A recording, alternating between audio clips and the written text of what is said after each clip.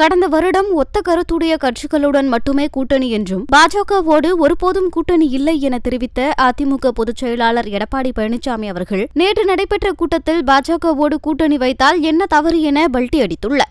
நடக்கின்ற பொழுது கட்சியினுடைய தலைமை அலுவலகத்திலும் சரி, பல்வேறு ஊடக பேட்டியிலும் சரி, பத்திரிகை பேட்டி கொடுக்கும்போது தெளிவாக சொல்லிட்டார்.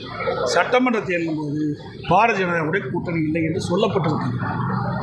அதை வைத்து மீண்டும் மீண்டும் நீங்கள் கேள்வி கேட்டே இருக்கிறீங்க. என்ன சொல்றது? ஏற்கனவே நாங்கள் முடிவு செஞ்சு அறிவிக்கப்பட்டு விட்டது. திமுக எங்களுடைய எதிர்க்கட்சி. திமுக மக்களோட ஆட்சி அகற்றப்பட வேண்டும் என்பது நோக்கம்.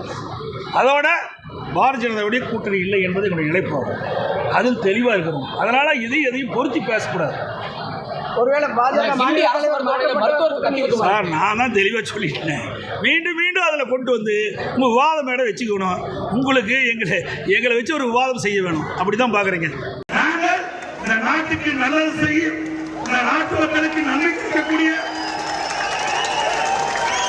இந்திய திருநாட்டுக்கு பெருமை சேர்க்கின்ற பல்வேறு திட்டங்களை தமிழ்நாட்டுக்கு வழங்கிக் கொண்டிருக்கின்ற பாரதிய ஜனதா கட்சியோடு கூட்டணி வைத்தால் இல்ல தவறு.